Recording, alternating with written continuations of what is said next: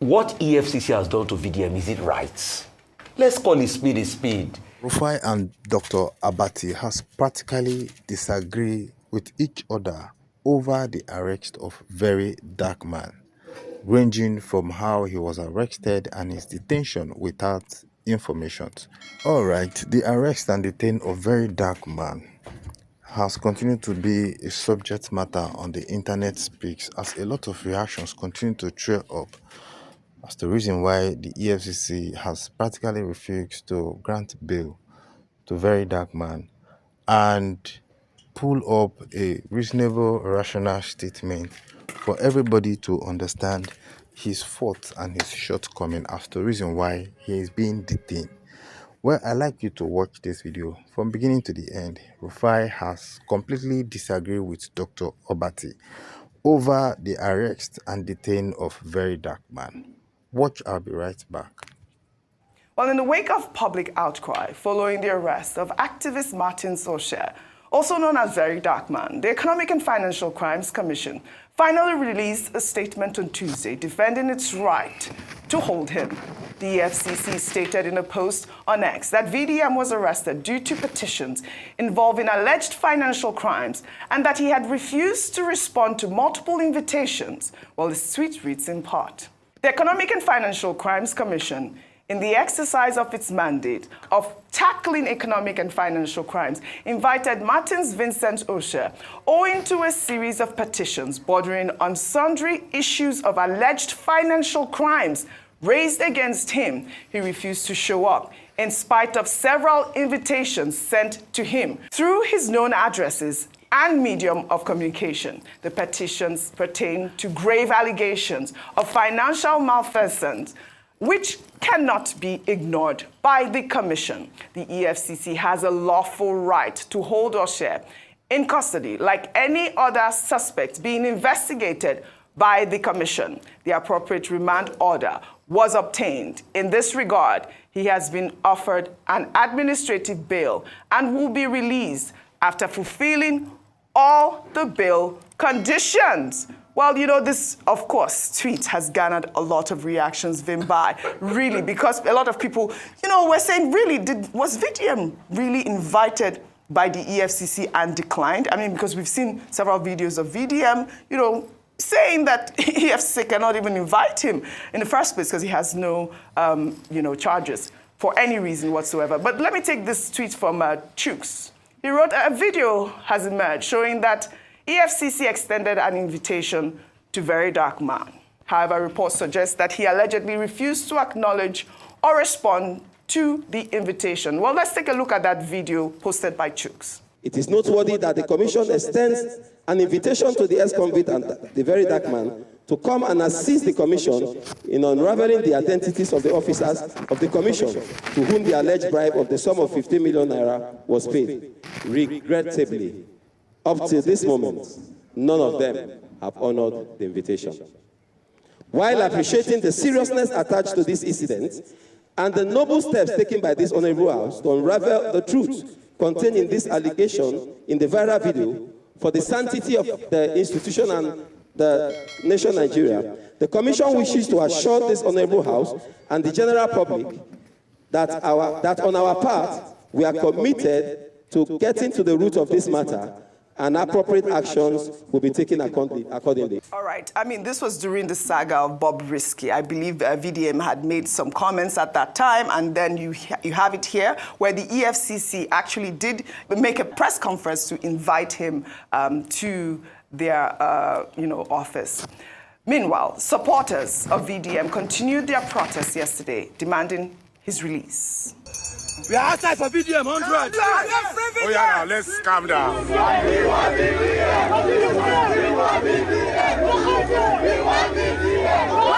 carrying animals for us? Why are they carrying dogs? They don't even tell. They pour us tear gas. Why are they pouring tear gas? Why?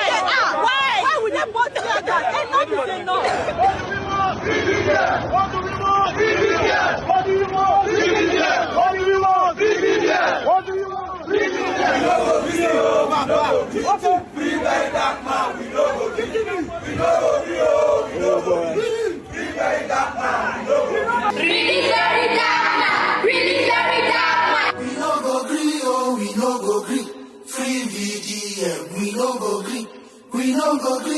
we no go green. Free very dark man. Free very dark man. We no go green. We no go green. We no go green. Free very dark man. Free VDM. Oh, that last video there, Vimbai, was in London. And you saw school children. We've seen several videos of people demanding VDM's release. The EFCC also debunked claims that it arrested VDM because of the activists' constant attacks on its operation. I'll read part of their tweet here. They wrote in that statement, "It is needful to admit that the Commission is aware of several unguarded attacks of the suspect against its operation. While such conduct is condemnable, his arrest was not informed by such attacks. The relevant law enforcement agency will be allowed to look into them."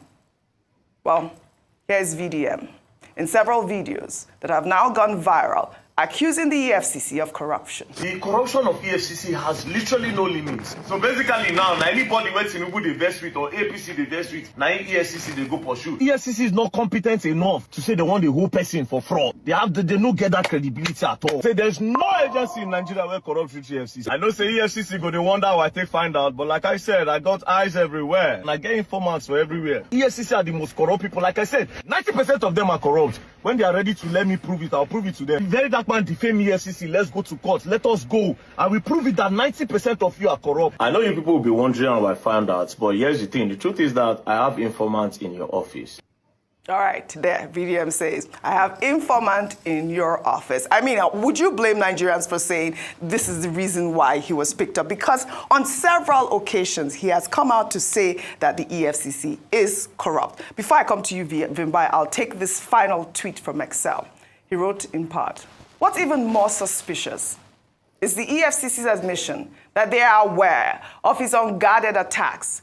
That's the real issue here. VDM speaks truth to power. He calls out corruption, exposes hypocrisy, and disrupts the comfort of those who hide behind institutions to loot with impunity. Now, instead of addressing the rot he has exposed, the system is trying to silence him through a conveniently timed arrest.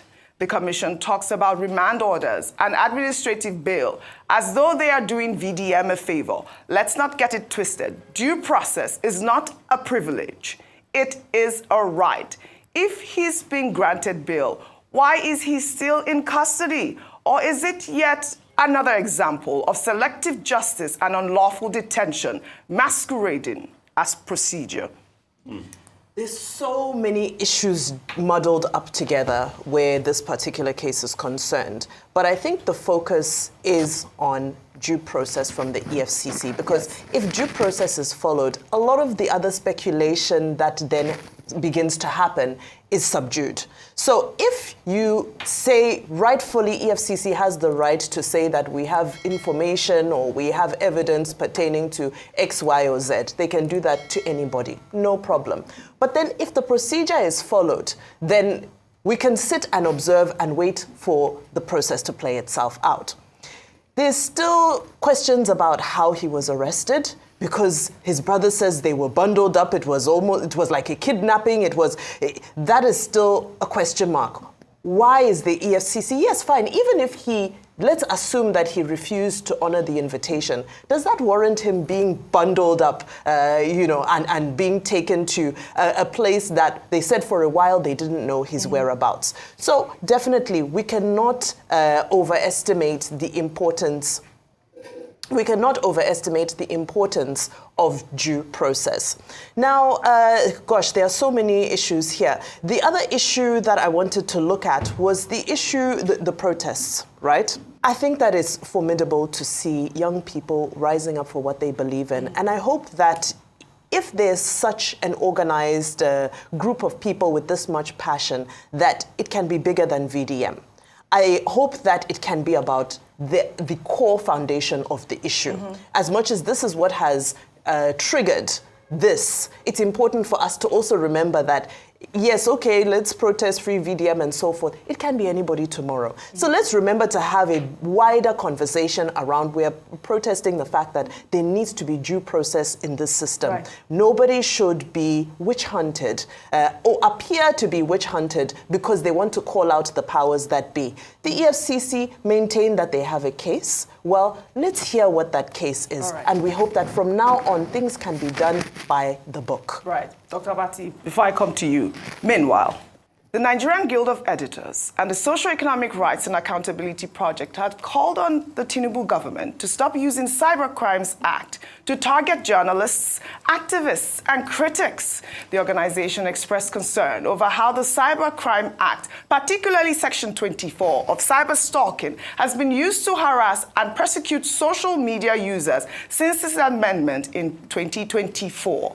They noted an increasing trend of using criminal defamation laws to stifle dissent and bring frivolous lawsuits against critics, posing threats to journalists' safety. NGE and SERAP argue that the Cybercrime Act is inconsistent with Nigeria's constitution and international human rights standards. They called on the government to review and amend the Cybercrime Act to align with constitutional standards, instruct law enforcement to respect citizens' rights, uphold press freedom, ensure access to information, and obey court judgments. Over to you.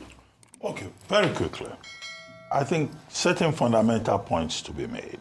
This is the Nigerian Guild of Editors and the Socio-Economic Rights and Economic Rights Agency project complaining about the Cybercrime Act.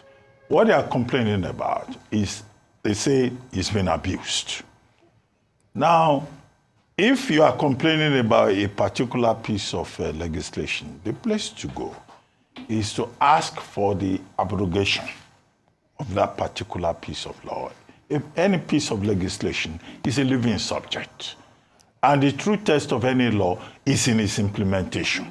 It is when it is implemented that you can say, oh, this particular law is not in order. So the Nigerian Guild of Editors and SERAP came together, according to the report, and said, look, this law is being abused and being used, cyber stalking, specifically Section 24 of the Cybercrime Act, being used to harass people, to intimidate activists and journalists, and that is also against Section 39 of the Constitution. Section 39 of the Constitution talks about freedom of expression and the right to own a medium of communication. And they also talked about Article 19 of the International Convention on Civil Rights. Article 19 is also basically about freedom of expression. However, it is not President Tinubu that will amend the law. The place to go is the National Assembly. If a law, a piece of legislation is not doing well, the people have the right to say, oh, change this law. We don't want it. If it's not a living law, it will be a dead law. You can always amend laws. However, my position is this.